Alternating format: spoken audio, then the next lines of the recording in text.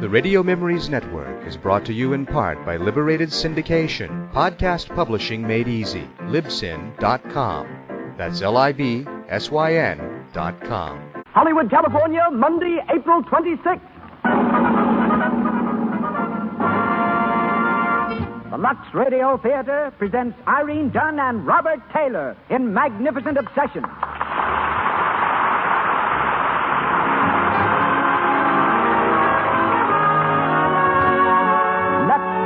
Hollywood. Our stars, Irene Dunne and Metro-Goldwyn-Mayer's sensational personality, Robert Taylor, with Pedro de Cordova, Sarah Hayden, and Barbara Kent. Our guests, Dr. Lloyd C. Douglas, author of Magnificent Obsession and other best-selling novels, and John Arnold, head of Metro-Goldwyn-Mayer's Camera Department and president of the American Society of Cinematographers. Our producer, Cecil B. DeMille. Our conductor, Louis Silvers. On behalf of our sponsors, the makers of Lux Toilet Soap, welcome to Hollywood and the Lux Radio Theater.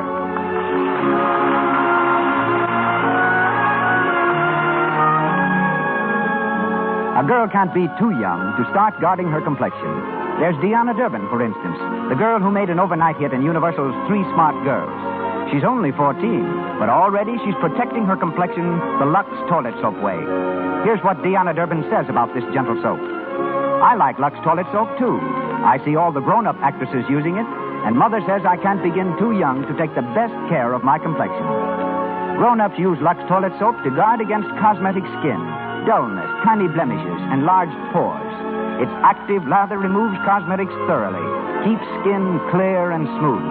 Try it for yourself and see. And now, our producer, ladies and gentlemen, Mr. Cecil B. DeMille.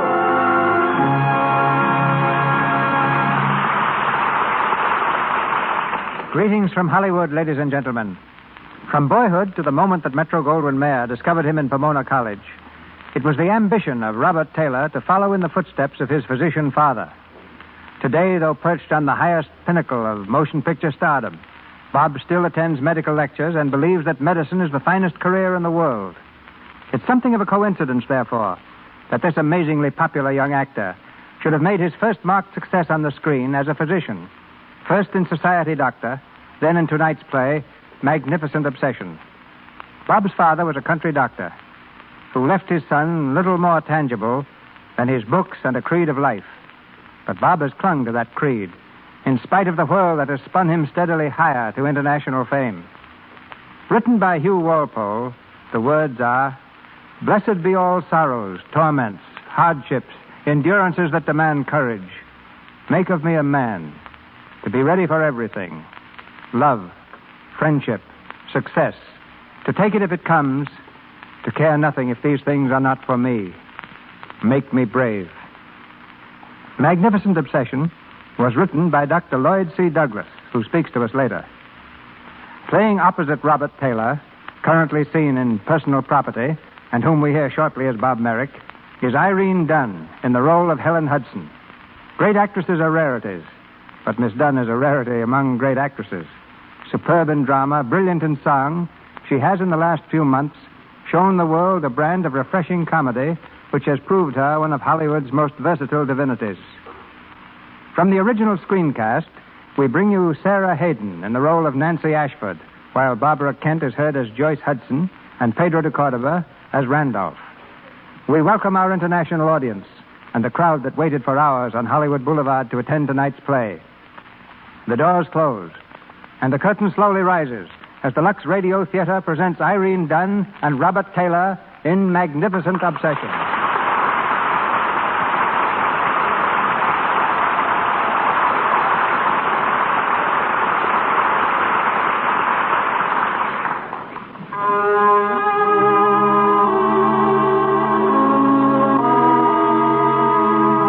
Dr. Wayne Hudson, an eminent brain specialist, died one midsummer evening. Died by drowning in the lake near his sanatorium. His death was a shock to the world, especially to those in the field of medicine. It's late at night now, and we're in an office of the sanatorium. Deeply conscious of a great loss, Nancy Ashford, the head nurse, is speaking to one of the younger girls. The routine of the hospital will go on as usual. Dr. Hudson would have wanted it that way. Yes, Mrs. Ashford. Have the other nurses take their regular room assignments for the night.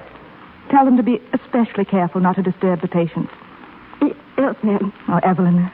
I can't help it. Everyone loved him so. He was so kind. I know, dear. But we have a hospital to take care of. Patients who need us. Yes, ma'am. I want you to take room 417 tonight. Robert Merrick? Yes. I won't. I can't. Evelyn. It was his fault Dr. Hudson died. It was all his fault. You don't know what you're saying. I do. If we'd had the pulmotor for the doctor, he'd have lived. But we didn't have it. It was being used. Stop it. It was on the other side of the lake being used to save Bob Merrick. Bob Merrick! Evelyn, stop it. He lived, and the doctor had to die. You mustn't feel that way. It wasn't Robert Merrick's fault. It wasn't anyone's fault. I know you feel badly. We all do. It's just the way things happen sometimes.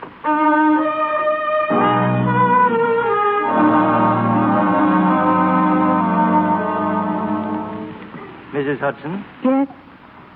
My name is Perry. Well, how do you do, Mr. Perry? I've been expecting you. Sit down, please. I dislike coming so soon after the funeral, but... Quite all right. Business matters can't wait very well, can they? Well, no, especially this one, Mrs. Hudson. Yes. Well, Mr. Perry. Oh, what? Forgive me, please. I had no idea you were so young. I was my husband's second wife. We'd only been married a short while. Yes, I know. I have a stepdaughter, only a year younger. But go on, please. Well, as you probably know, Mrs. Hudson, I was your husband's financial advisor. And since his death, I've been going over the books very carefully. You know, it seems almost incredible, Mrs. Hudson, but there's very little left. I see. He never kept much of a balance at the hospital. Everything was transferred to his personal account. But look at these withdrawals. Cash $5,000. Cash $2,000. Cash $10,000.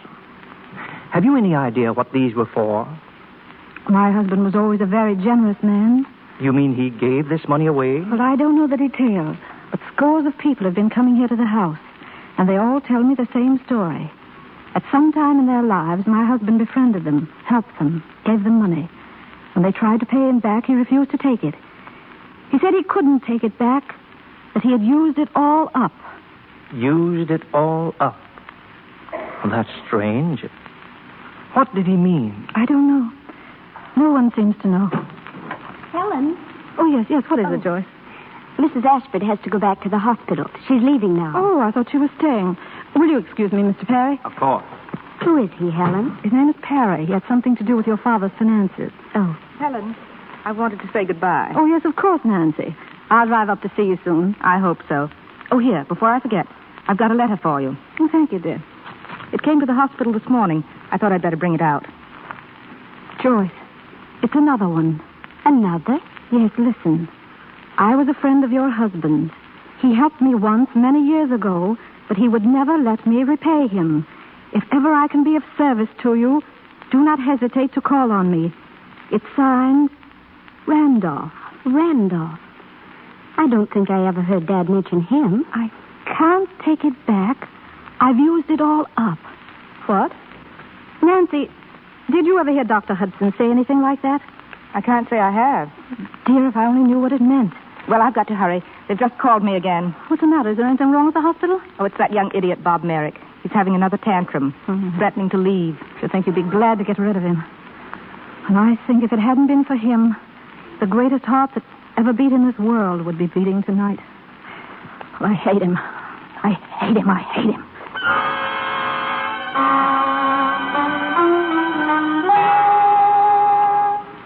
Look, nurse, I don't want to be inquisitive, but what's this on my breakfast tray? It's a poached egg. The doctor ordered it. Yeah, why didn't he eat it? Please, Mr. Merrick. It's the same breakfast we serve all the other patients. Sure, that's why they're still in here. I've been in 5 weeks, but I'm hanged if I'll stay another. Get back in that bed. Mrs. Ashford. Oh, Mrs. Ashford. Mr. Merrick. Hiya, Toots. Where are my pants? You can go, Evelyn. Yes, ma'am. Get back into that bed, please, or I'll have to call the house doctor. I want to be discharged. I'd love to be the first to pack you off, but your temperature is 101. Your pulse beat is abnormal. You're still very weak. And your grandfather, who pays all the bills, would be furious. Tell you what I'll do. I'll compromise. Bring me a highball. It'll raise your fever. Oh, tell me, Warden, what do they give nurses instead of a heart? An ice bag. You know I can believe that. Hey, Mrs. Ashford, you look like a pretty good sport. I want to ask you something. And I want you to ask yourself the same question. Is it my fault that my life was saved and Dr. Hudson was drowned? How did you... The nurses were under strict orders. Oh, no. They didn't tell me. They're not that human. But I have eyes and ears.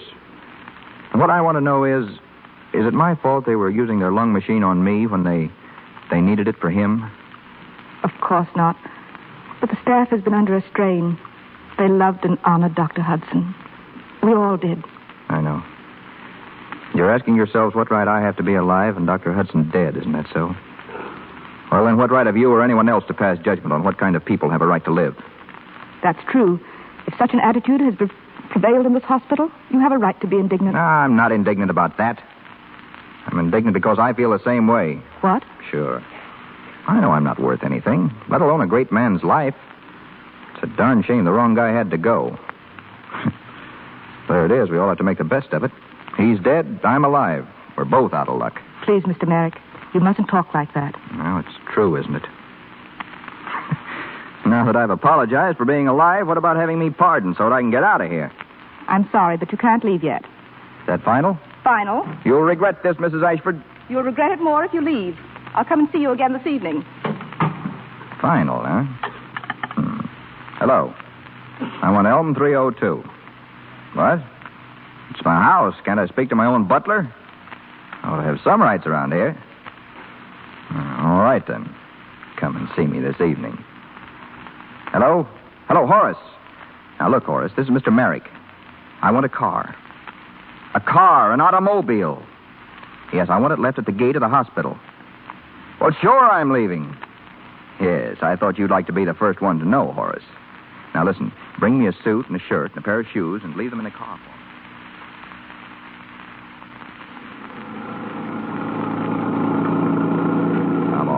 Come on, stop loafing. I want to get as far away from Brightwood Hospital as I can. Sorry, sir, but there seems to be a car stopped in the middle of the road up ahead. Oh, yes, and a damsel standing beside it.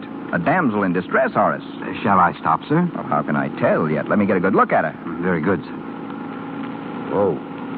What's the matter with you, Horace? Don't you know beauty when you see it? Good evening. Can I be of any assistance? I'm afraid I'm stalled. Well, you picked a nice spot. I think you've managed to find the last unpaved road in Westchester, and the exact spot farthest from a service station in either direction. Oh, I was afraid of that. What's wrong? Well, I haven't the vaguest idea. How about gas? No, it's not that. I just had the tank filled before I left town. What town? Well, New York, naturally. You're from New York? Well, now, isn't that a coincidence? So am I. Isn't it a small world? Really, I would like to get this car started. Do you think you could do something to make it go? Well, now, let me see. Anything I can do, sir? Yes, that's an idea. Excuse me a moment, will you? Of course. Horace. Yes, sir. Find a service station and take your time. Yes, sir. Very good, sir. Well, that ought to fix it. Is your man going for help? Yes. And in the meantime, isn't there anything you could do? Well, I don't know now. How about taking out the spark plugs? Taking out the spark plug. Well, you never can tell. I've heard certain mechanics say, your car will never be sound till you've had out all the spark plugs removed.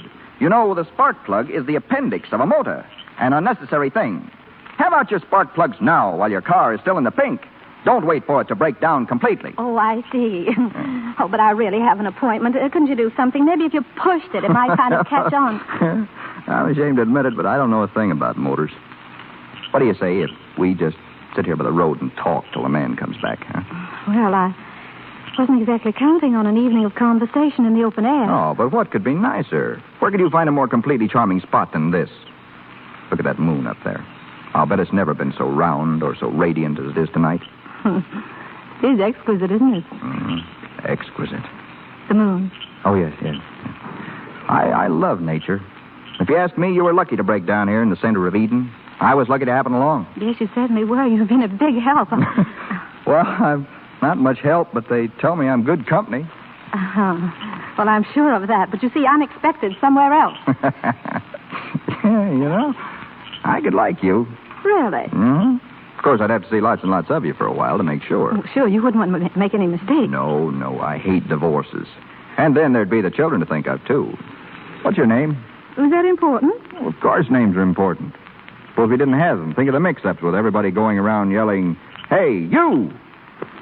Now, mine's Bob, if you're interested. Bob. Mm-hmm. If you're still interested, the last name's Merrick. Merrick. Sure, what's the matter? How far did you say it was to that service station? I didn't. Where are you going? I'm going to walk. Oh, now, wait a minute. You can't You do let that. me go. Here, what's the matter with you? What am I- Please. Now, listen, you can't walk out on me like this. I don't even know who you are. Would you really like to know? Of course I would. My name is Hudson. Mrs. Helen Hudson. Hudson. Then, you're Dr. Hudson's? Yes. Oh, I'm sorry. I didn't know. I suppose you hate me. I don't feel anything toward you. Let me go, please.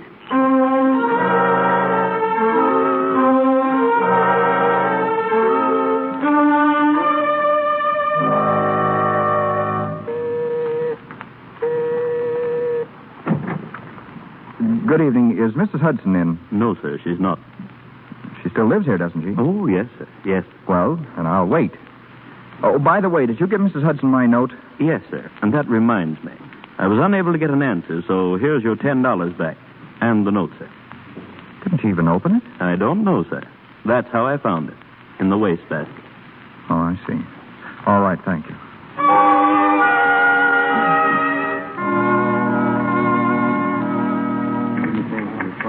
The bank would like to do it, Mrs. Hudson, but I'm afraid we can't. Well, I know I'm overdrawn, but there ought to be a check-in from the hospital soon. Well, then I'd advise you to wait, Mrs. Hudson. Oh, very well. Thank you. Mrs. Hudson! Mrs. Hudson!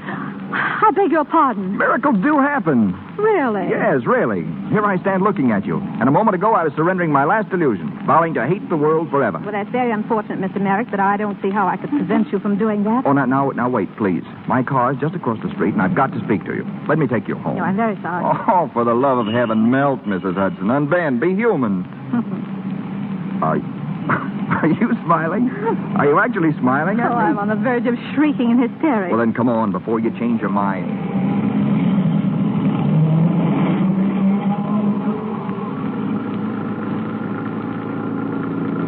Are you sure you know where I live? Well, I ought to. I've been hanging around outside there for weeks. Months. What was it you wanted to talk to me about? Oh, Mrs. Hudson, I had an amazing encounter last night. I ran into a man who preaches a theory that he learned from your husband. A theory that he learned from... Yes, from your husband. It seems that Dr. Hudson lived by theory. A profound formula for getting what he wanted out of life. Good Lord, of course he got you. Well, if I ever doubted it. Please, what are you talking about? What is the theory? Who's the man? Well, his name's Randolph. Randolph. Randolph. Oh, yes. Yes, he's a stonecutter.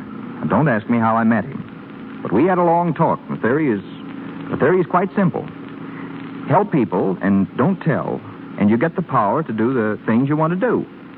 When you do things for people, they can't pay you back. Is that it? Oh, that's part of it. Because when they're ready to pay you... You've used it all up. Yes. Well, when this man Randolph began to talk to me, I thought he was nuts. I couldn't help trying it out, though. It didn't work at first, and then, just when I was about to give myself a loud, bitter laugh, this happened. What do you mean, this? You're merely taking me home against my will. And it seems to me you're going out of your way. What do you mean? Did I take the wrong turn back there? Well, somewhere, that's obvious. Now that you speak of it, this is an unfamiliar street. A street, I call this a country road. Yes, I guess you're right. Yes, sir, there's a cow. That substantiates your observation. It is a road, not a street. Oh, now, come now. I really would like to get home if you don't mind. Certainly, but aren't you interested in what I've been telling you? Well, yes, I am. I'm terribly interested. Well, then, can I see you again very soon? Shouldn't we do something about it, really? Well, I'll see. I can't say now. Well, there's a road we can turn back on, I think. We don't have to turn back, do we? Yes, we do. Now, there's a nice thing.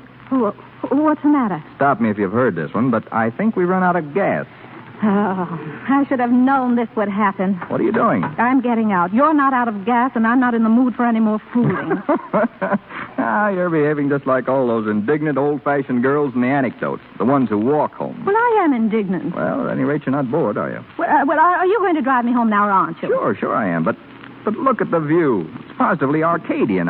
Excuse me? Oh, now wait. I'll behave. Get back in the car. No. Mrs. Hudson. Look out! Look out! Helen! Pick her up! Get away. Helen! Oh, my God. Oh, she just stepped out in the road. I tried to stop. Here, quick, help me. We got to get her to the hospital. Yes.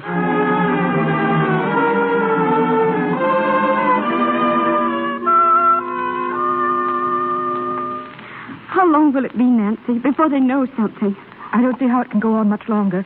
She's been on the table almost 2 hours. Poor Helen. Why should this happen to her? What did she ever do to deserve this? Oh, Joyce, dear, you mustn't. Come in. Mr. Merrick. I've been waiting outside. I had to know. How is she? How is she? You asked that. You, of all people. As if you hadn't been the cause of enough unhappiness. No. Don't say that, please. It was an accident. An accident. Mrs. Ashford? Oh, Dr. Ramsey. Is she all right? She's going to live. Oh, thank God. But, well, I'm afraid she'll never see again. Doctor. Never see. Do you hear that? Never see again. The rest of her life she'll be blind. And why? Because of you. Because of you. Joyce, dear. I don't care. It's true, isn't it? Why shouldn't he suffer too? I want him to suffer. He's responsible. Go in there and look and see what you've done. It is my fault. All of it. But you can't make me suffer any more than I'm suffering now.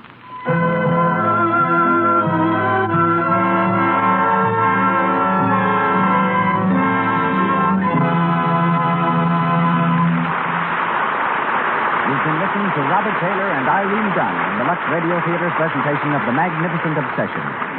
Now, before we go on with our play, let's step outside to the stage door a minute. There's a blue roadster in the parking place behind the theater, and a pretty girl is in it. She seems a little annoyed.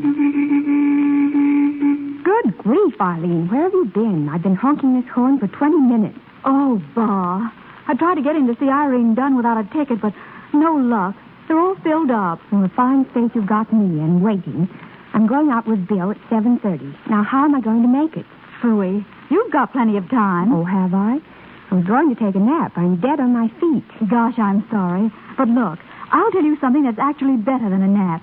When I'm tired and I have a date to keep, I just slide into a warm, lathery Lux toilet soap bath and relax. You feel like a million when you get out.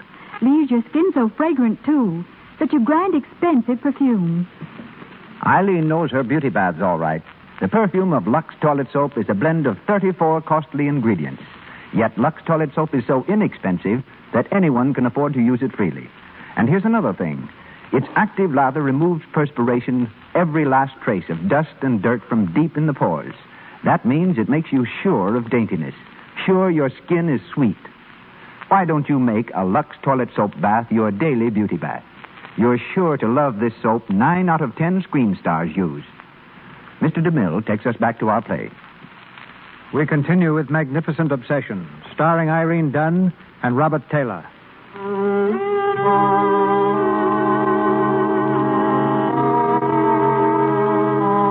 Months have gone by. Months during which Helen has learned to feel her way hesitantly through the darkness of her life. Months which have seen a complete change in Bob Merrick. We find him in Randolph's little cottage near the hospital. Randolph, the stonecutter, has been enlarging on a theory. The theory of Dr. Hudson's formula for happiness. Dr. Hudson was the best friend I ever had. He changed my whole life. How? Well, you see, for many years I was just an ordinary stonecutter, mechanically hacking out blocks with a compression chisel. But now, do you see this cast? I put it into marble. It's been accepted by the Metropolitan Museum. Well, it's beautiful. You say you did this just because of Dr. Hudson and this theory of his? His theory is a fact, my boy. A formula, precise and definite. You find people who need help, and you give them help. You mean money? Money's all right, and since you happen to have a lot of it. But other kinds of help are apt to be better still.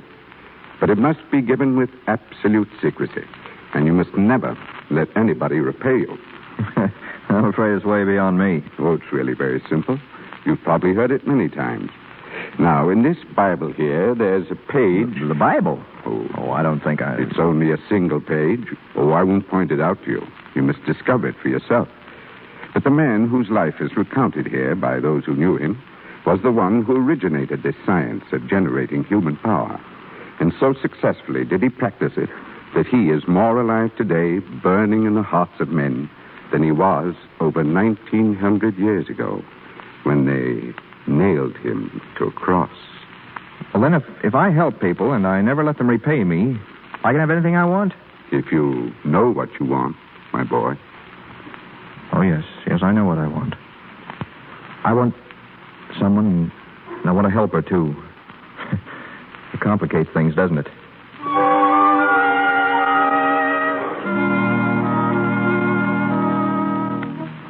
I've got to do something, Nancy. She can't go on like this, always in darkness. We've been doing things, Bob. There's somebody who can help her. There must be. If necessary, we'll comb the world. As a matter of fact, we were talking today about a man under whom Dr. Hudson studied. Dr. Brimmer. Do you think he could do something? There's a chance. Well, then get him, Nancy. We can't do that. He's in Berlin. Then she must go to him. She must go at once. That's not as simple as it sounds. It's very expensive. You can't stop on account of money. I can take care of that. Always ready to work your money miracle. Aren't you, Bob? What else have I to offer? Nancy, do you think I could see her just once? I don't know. She wouldn't have to know who it was. I just want to see her again. Well? She's teaching herself to read through her fingers. She takes a book to the park. She's there alone every morning. Thank you, Nancy.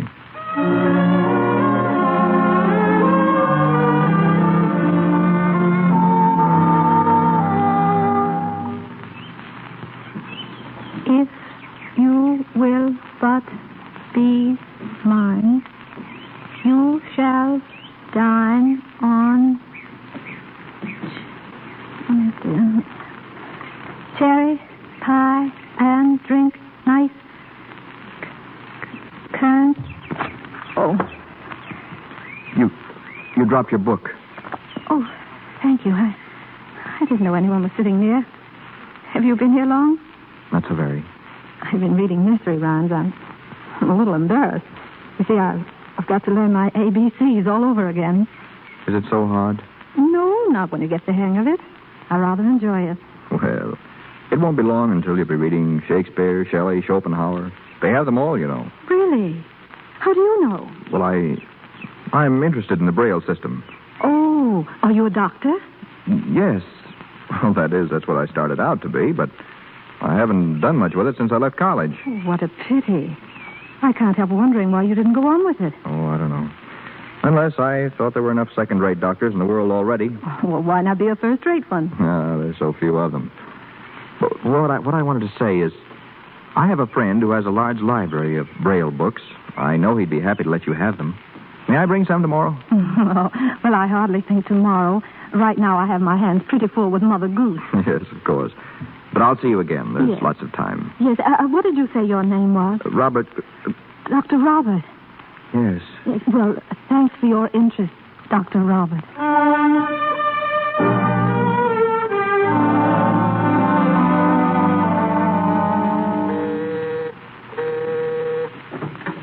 Good morning. Good morning. Is Mrs. Hudson in? Who should I say is calling, please? Oh, it's not important. I just wanted to know how she was. Is that Dr. Robert, Susan? Ask him to come in. Come in, please. Oh, I don't think I'd better. Is Miss Joyce Hudson at home? No, sir, she's not in. Oh, well... In the living room, Doctor. Thank you.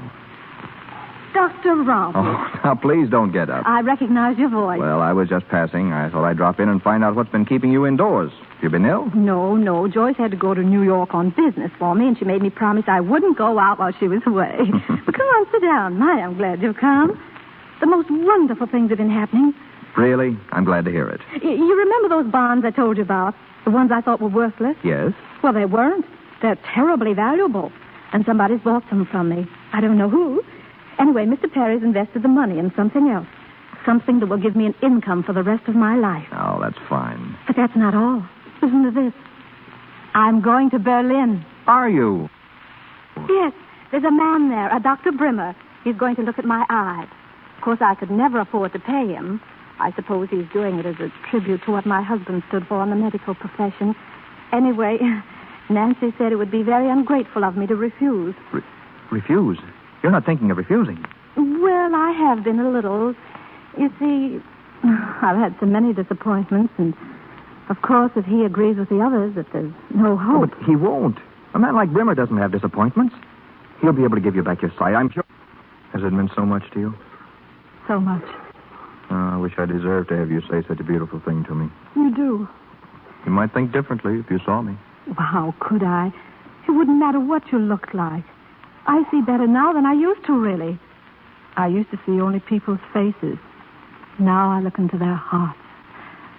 Oh, Maria, I'm getting maudlin. You'll still be the same kind friend. You won't change. I mean, if my trip is successful. No, I won't change ever. Helen, where are you? Oh, it's Joyce. Well, I think I'd better go. Oh, no, please. In here, Joyce. No, I want you to meet her. She's heard me talk about you so much. Really? Helen, dear, I just came. Oh, Joyce, darling. This is my friend, Dr. Robert. How do you do? Dr. Robert? What's wrong, dear? Are you the man who's been meeting Helen in the park, helping her to read, seeing her home? Well, I tried to help a little. Joyce, what is it? Do you know Dr. Robert? No. No, I've never seen Dr. Robert before in my life.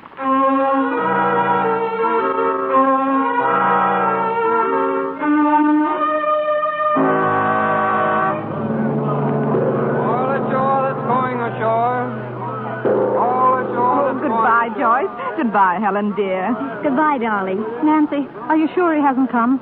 Dr. Robert? I don't see him. Oh, perhaps he couldn't make it. Perhaps. I must go. Goodbye. Goodbye, Nancy. Bon voyage.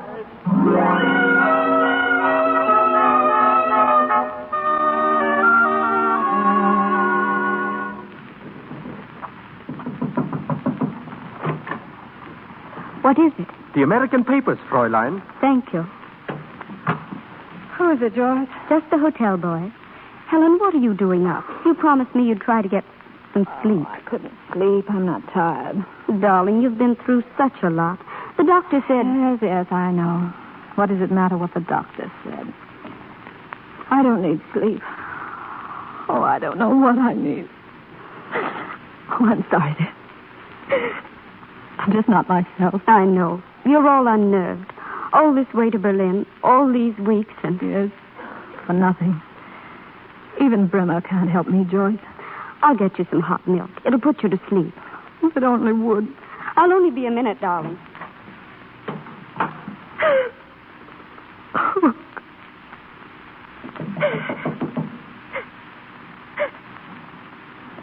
Come in. Who is it?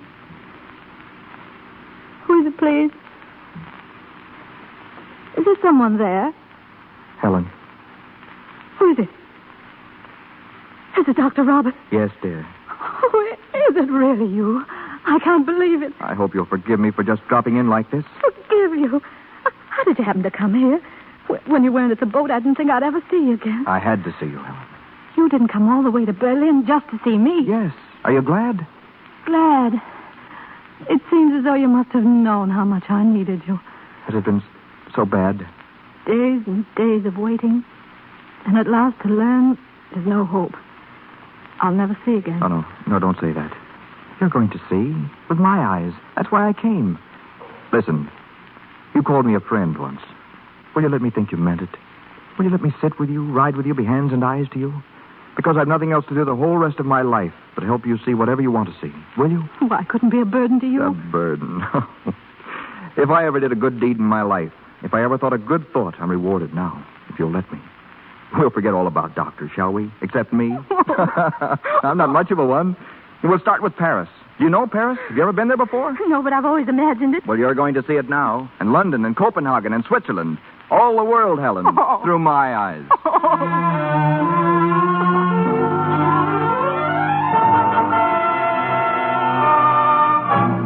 Bonjour, madame, monsieur. And the blue. And the blue. 23. Red. You've won again, darling. 20 francs on the red. Dr. Robert, are people staring at me? Well, now, why wouldn't they? In Paris, they make a business of staring at loveliness. Oh, darling.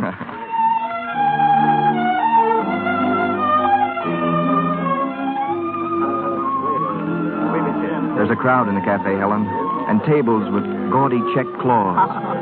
Montmartre. I've dreamed of it. It's thrilling.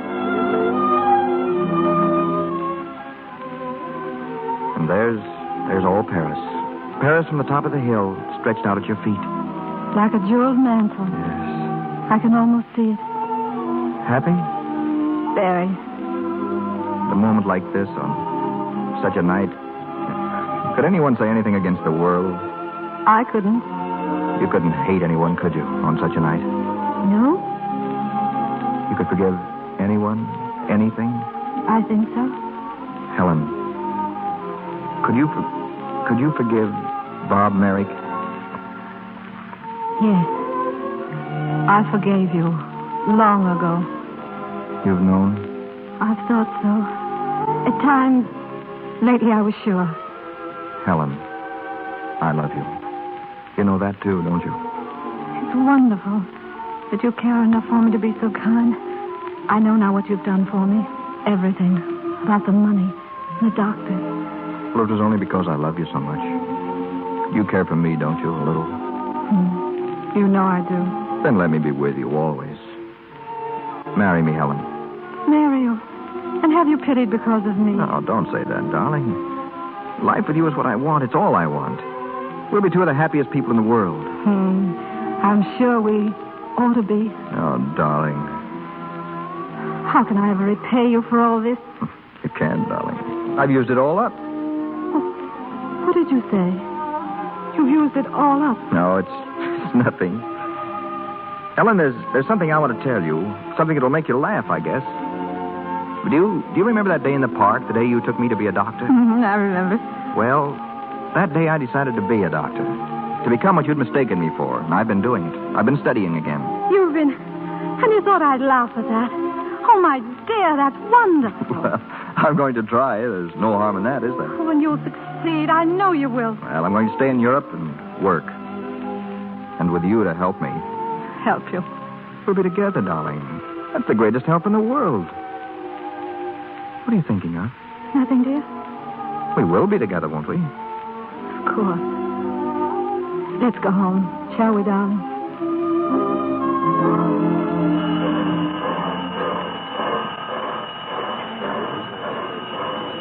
Excuse me, is this the ticket office? Oui, mademoiselle. The Travelers Bureau.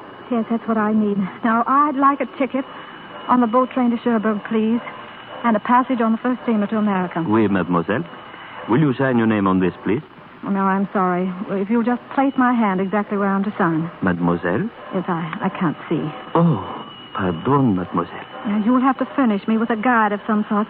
That can be arranged, can't it? Of course, but is mademoiselle traveling alone? Yes, I'm traveling alone.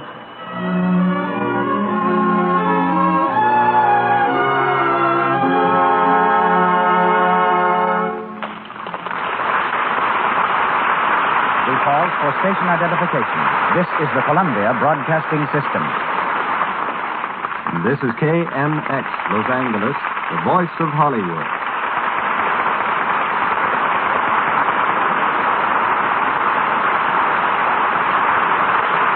Robert Taylor and Irene Dunn continue with Magnificent Obsession shortly. But now it's our privilege to present in the Lux Radio Theater Dr. Lloyd Douglas, the author of this great story.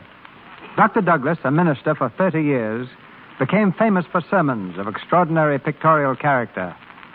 Then he turned novelist, and from his pen have come Magnificent Obsession and Green Light, both national bestsellers. It's now my honor to extend the stage of the Lux Radio Theater to New York City. From Hollywood, I welcome and introduce Dr. Lloyd Douglas, who will speak to you from New York. Good evening, Mr. DeMille, and thank you. I appreciate being asked to contribute to this program. I feel indebted to Miss Dunn and Mr. Taylor for their sympathetic and artistic interpretation of this book. And I'm also indebted to the Lux Radio Theater for wanting to pay this tribute to my story. Magnificent Obsession, while in no sense a tract, was not written solely for entertainment. It is a purpose novel. The book had a peculiar history.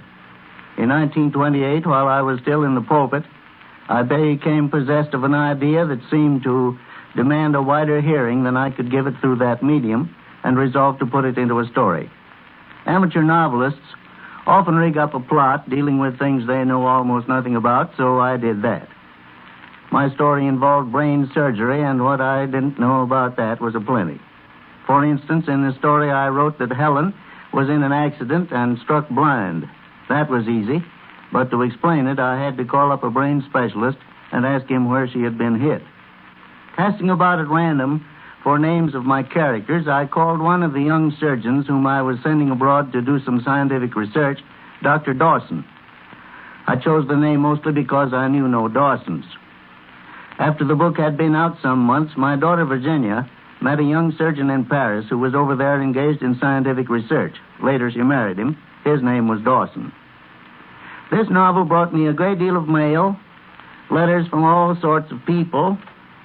Invariably, what they wanted to ask was this: what can I do to build up my personal fitness by improving the personal fitness of others? Is it true that what I do for other people must be kept absolutely secret or the thing won't work? Do you believe this yourself, or were you just writing a story? And then I would tell them quite honestly that I wasn't just writing a story for the sake of the story, and that the thing would work if they gave it a fair chance. Hundreds wrote that they had tried it and found it practical. They were always careful not to say exactly what they had done, for that would have been telling. Perhaps you may want to try it sometime. Goodbye. Dr. Douglas, you have our thanks. We're back now on our stage in Hollywood, where Irene Dunn and Robert Taylor resume the story of Magnificent Obsession.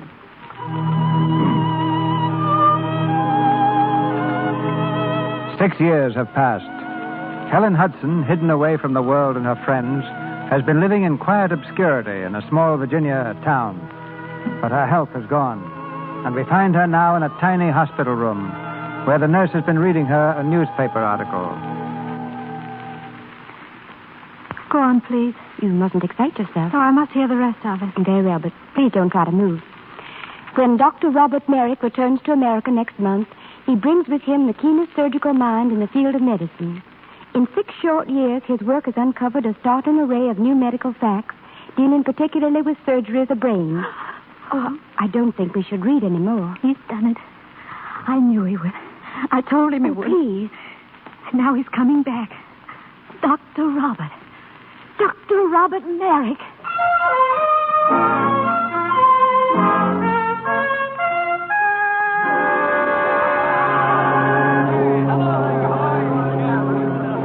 There he is, Nancy. There he is. Bob, over here, Bob. Nancy, Joyce. Oh, Bob, I'm so glad to see you. No more than I am to see you. Where's your luggage? Oh, it's on its way to the hotel. Hotel? You're coming home with us. Come on, the car's over here.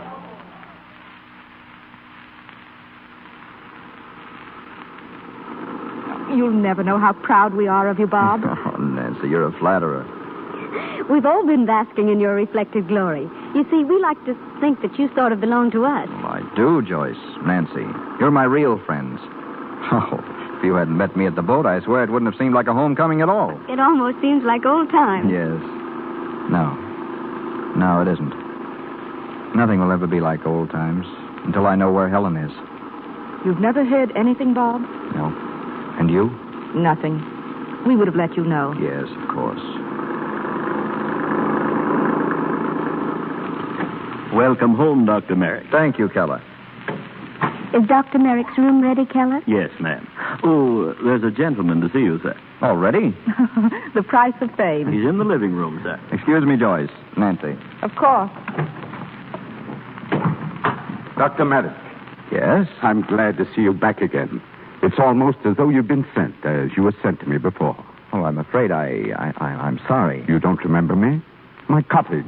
You came there, and we... Oh, yes, of course. Oh, I knew I'd... you're the... The stone cutter. Of course. How do you do? It was rather a long time ago, and so much has happened. Yes. You've come a long way. I never dreamed that the path I pointed out to you would lead so far.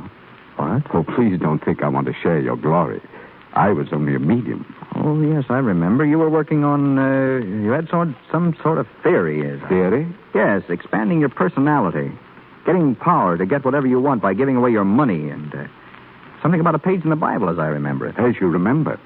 You mean you haven't practiced it? No. But I've heard how much you've done for people, how you've helped them.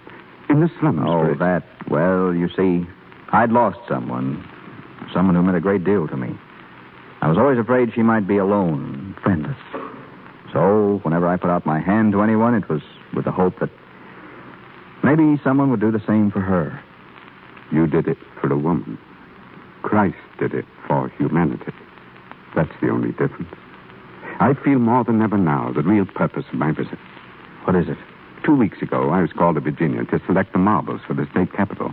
While there, I learned that the widow of an old friend of mine was in a dangerous condition, in a state of coma. The doctors say it's caused by a growth pressing upon her brain. The same growth, they felt, was the cause of her having been blind for many years. Blind? Who is she? Who is this woman? Helen Hudson. Helen? Are you sure? Nancy! Nancy!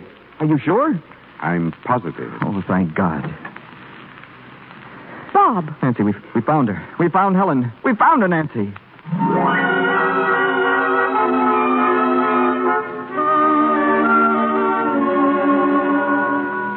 We'll be ready in a moment, Dr. Merrick.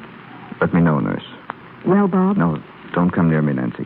We're almost ready to operate. Oh, who's going to do it? I am. Oh, Bob. Would you like to see her? She's still in a semi-coma. Come in.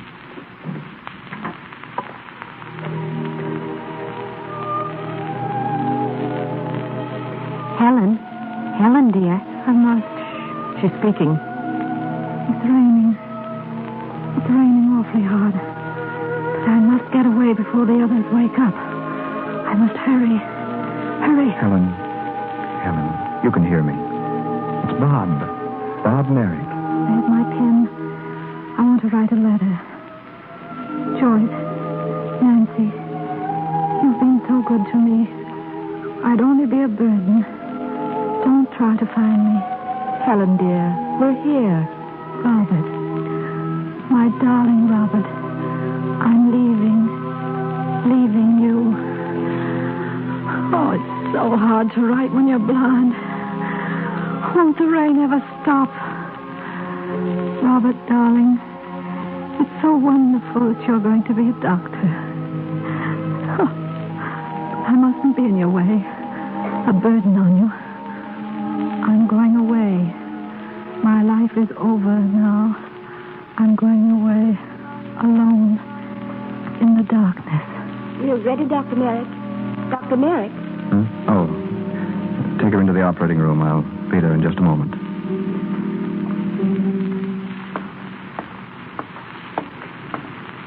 Dr. Merrick. Oh, Randolph.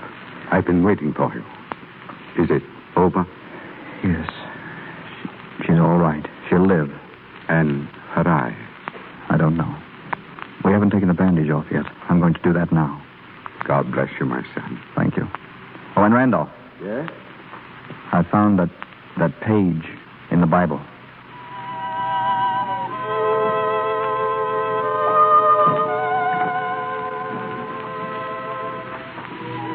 Who's there?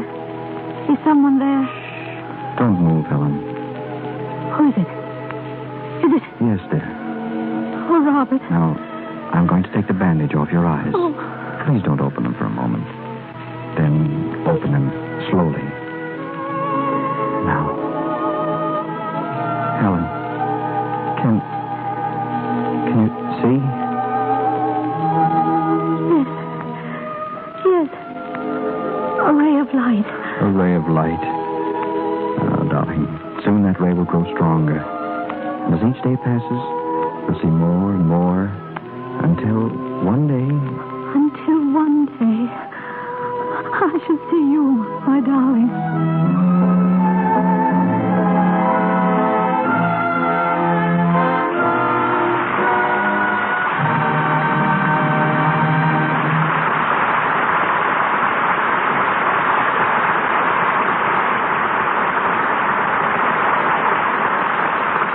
We close the covers of our play, but our microphone will bring back Irene Dunn and Robert Taylor before this hour's over. Most people picture the ace Hollywood cameraman as a rough and ready sort of fellow who wears leather puttees and his cap on backward while he rushes about the studio breathing fire and carrying his camera over one shoulder. Actually, a head cameraman never operates a camera. His entire job and its artistic importance cannot be overestimated is to chart with a director the photographing of scenes and supervising lighting effects. Our guest, John Arnold, cranked his first camera for Thomas A. Edison back in 1903. Since then, he's figured in the shooting of more than 1 billion feet of film. And today is head of Metro-Goldwyn-Mayer's camera department, president of the American Society of Cinematographers, and one of the most valuable photographers the industry has ever known. Ladies and gentlemen, Mr. John Arnold. Thank you, C.B. The biggest job a cameraman has today is to photograph the stars' personalities, so to speak, as well as their faces. Will you explain why each star is a different photographic problem? Gladly. Take the matter of lighting, for instance. A star is presented at her best only through a carefully studied blend of lights, colors, and shadows. A blonde appears best against soft, diffused lights. A brunette against strong, bright lights. Dark clothes do not photograph effectively against dark backgrounds, nor light clothes against light backgrounds. Contrast, remember, is what enhances beauty. Psychology also plays a big part. The cameraman studies each star and also learns what color tone blends with her personality. For example, Jean Harlow, in making Personal Property with Robert Taylor, was filmed under white lights, which go best with her fair complexion, and Myrna Loy under violet-tinted lamps in her latest picture, Parnell, co-starring Clark Gable. Lights also have great effect in creating mood. To emphasize the somber atmosphere of Robert Montgomery's new film, Night Must Fall, we use dim lights throughout the entire picture. Well, you've heard us make the statement many times on this program, John, that 9 out of 10 stars use Lux toilet soap. Yes, and I know it to be a fact. Then perhaps you can answer a question asked by several listeners. If the stars have perfect complexions, why is it necessary for them to use makeup in pictures? Because a star, when playing a scene, becomes so intent on what she's doing that nature plays a little trick on her. The blood either rushes to her face or rushes away from her face. She becomes flushed or pale. With makeup, this reaction is hidden. The only ones who don't actually need makeup are a few male stars like Robert Taylor, Clark Gable, and Spencer Tracy, whose natural tan takes its place. In fact, Mr. Tracy used no makeup at all in filming Captains Courageous. I assure you, no one appreciates a fine, clear complexion more than a cameraman, for then he's able to make full use of close-up shots that would reveal the slightest flaws in skin texture if they existed, makeup or no makeup. I've recommended Lux toilet soap to stars and extra girls alike for years. I know of nothing better or simpler to use for keeping a smooth, healthy complexion that's always ready for even the most candid camera. Many thanks, CB, and goodbye. Thank you for your candid opinion. Each week in the Lux Radio Theater, I look forward to this moment when I can introduce our stars as their real selves. And I know you share the particular pleasure I have in inviting two such personalities as Irene Dunn and Robert Taylor back to the microphone. Thank you, Mr. DeMille. And as for you, Bob, I want to say what a great thrill it's been to have played up a session against you again. The story means a lot to me, Irene. As a picture, it gave me my first big break, thanks to your help, which meant just as much to me tonight as it did then. I've just learned, Bob, you're going to become a singer in your new picture, Broadway Melody of 1937. I'd hope to keep that a secret, Mr. DeMille. Sophie Tucker's been wearing herself out coaching me, so I guess I'll have to go through with it, after all. Well, there's no time like the present. Oh, no. There's only one singer on this program, and that's you, Irene. Now, what's it going to be? Oh, well, I don't know. Do you think it's a good idea, Mr. DeMille? A great idea. Why not a song from your new Paramount picture, High, Wide, and Handsome? Well, all right. I'll sing The Folks Who Live on the Hill by Mr. Kern and Oscar Hammerstein.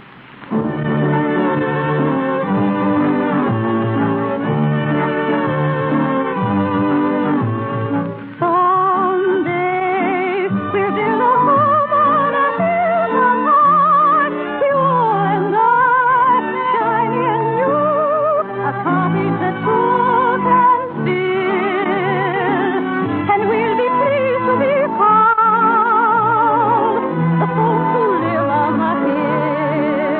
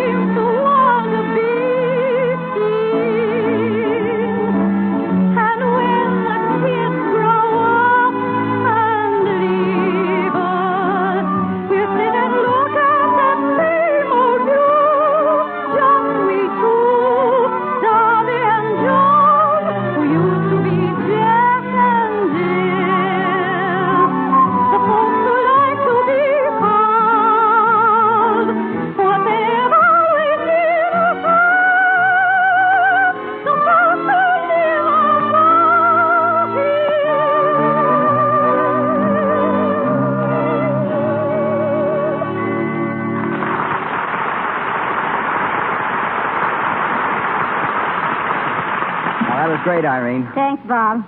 And now just a word about the people who are behind this program. I think we owe them a great deal, not only for the entertainment they provide, but for a beauty care so fairly reliable as Lux Toilet Soap. Water and Lux Soap are all anyone needs to keep a clear, healthy complexion. I'm glad to say that. And sorry I must say good night. Good night, Mr. DeMille. Come back soon, both of you. You've heard her on the screen, starring in such hits as Private Worlds, It Happened One Night, Cleopatra, The Bride Comes Home, and Maid of Salem. You've heard her 3 times from our stage. And next Monday night, your countless requests bring her back once again when the Lux Radio Theater presents Paramount's lovely star, Miss Claudette Colbert, in Hands Across the Table by Vinia Del Mar. With Miss Colbert in this delightful comedy is one of Hollywood's favorite sons, Mr. Joel McCrea.